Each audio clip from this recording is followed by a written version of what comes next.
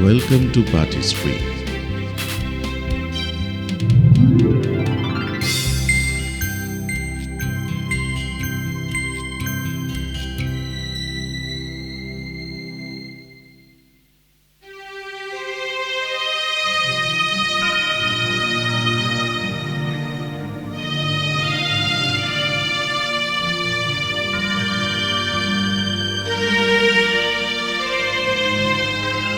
Today we are going to discuss about Roman citizenship.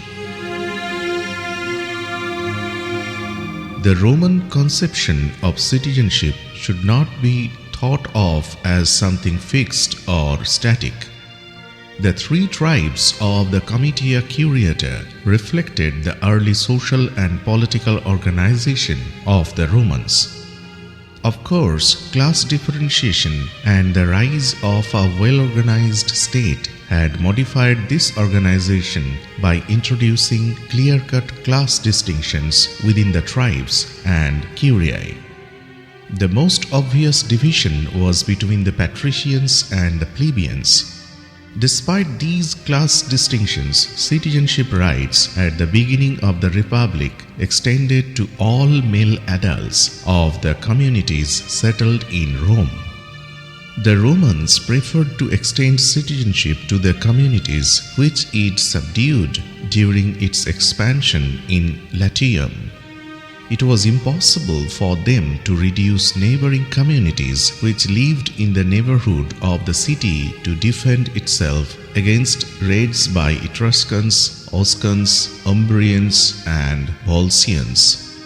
To start with, it formed a confederation with the Latin people, and later, when it had become sufficiently strong, it ended the independence of the Latins. In return, the Latins were given citizenship rights.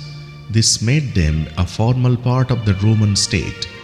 At the same time, they were obliged to be soldiers in the Roman army. The extension of citizenship rights to the Latin-speaking people established a special relationship between the Romans and other Latins. As the Roman concept of citizenship evolved, two different types of citizenship came into existence: full citizens and inferior citizens or half citizens. Full Roman citizenship implied two types of rights: political rights or jura publica and civil rights or jura privata.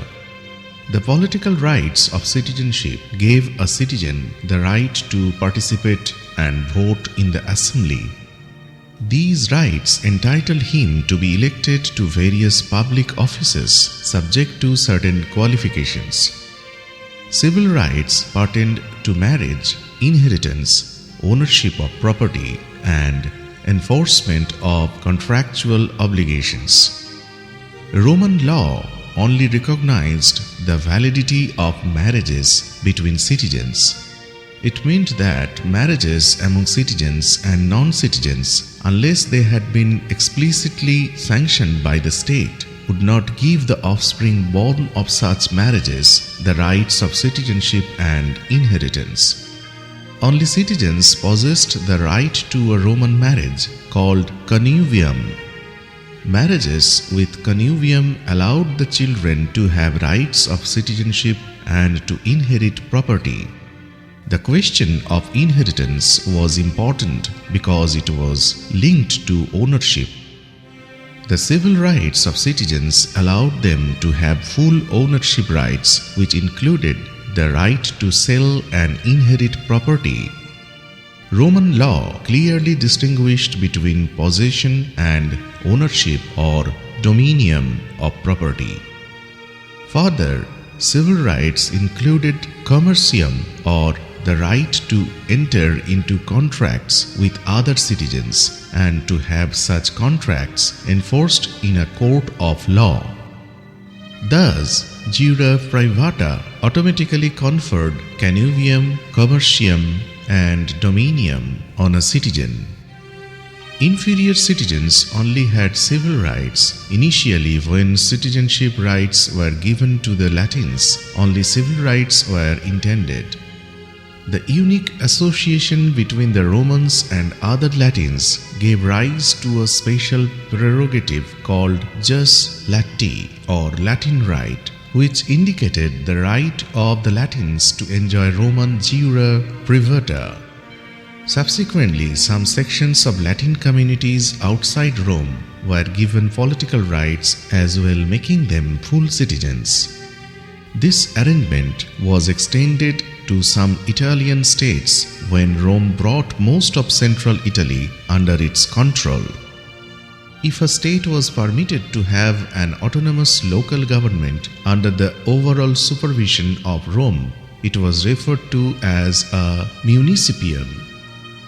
The municipium usually had an urban center, and later the term acquired the meaning of free city. The foreign policy of a municipium was regulated by Rome, and it had to provide military assistance as and when called upon to do so. Inferior citizenship rights were extended to the municipium, though a small section might be made full citizens. The Roman oligarchy tended to forge alliances with the aristocratic sections of conquered territories in central Italy by giving them a place in the structure of the Roman state. It should be emphasized that for an entire state or community to gain full citizenship, it had to give up its autonomy and completely merge with the Roman state.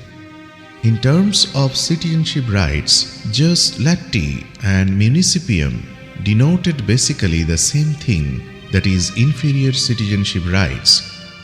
The main point of difference between them and the socii italici was that ordinarily the inhabitants of allied territories did not have Roman civil rights.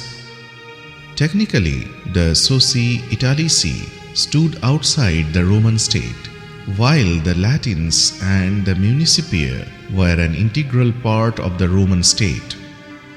While discussing Roman citizenship, we must refer to another feature of Roman expansion in Italy. When Rome had annexed a territory, it sometimes sent out a group of Roman citizens to settle in that territory. This body of citizens established a Roman colony or colonia in the conquered area. The colonies acted as garrisons to ensure Roman control. The Roman citizens in these colonies retained all their citizenship rights, while local inhabitants were made inferior citizens. We are told about a colony of 300 Roman citizens being first set up at Ostia, the main port of the city of Rome. When Rome embarked upon expansion outside Latium after 338 BCE, colonies were established on a large scale in central Italy. In addition to Roman colonies, there were now several Latin colonies which were organized into autonomous self-governed units. Apart from their strategic role, the Latin and Roman colonies served to Latinize the areas in which they were located. They helped to spread Roman culture and ideas in Italy. Gaius Gracchus created the first overseas colony in Carthage. By the end of the Republic, it had become common to set up colonies outside Italy, especially in Western Europe or Spain, Gaul, etc. These colonies had their own local governments, and the citizens had full citizenship rights.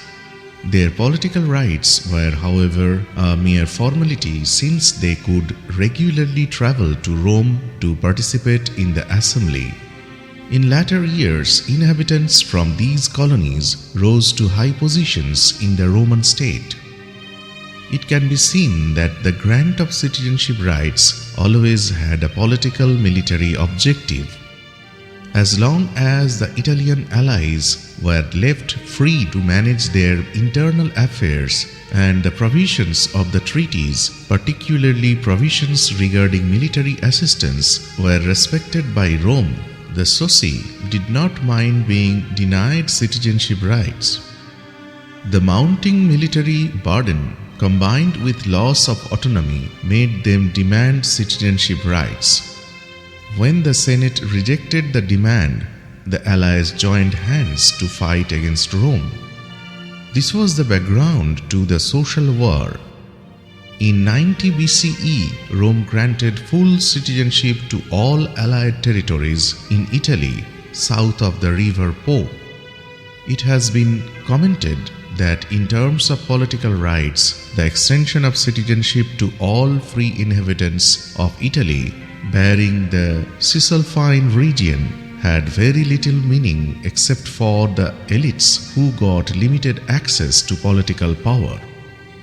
The majority of citizens could not be physically present in Rome to participate in sessions of the assembly and were therefore unable to exercise their political rights.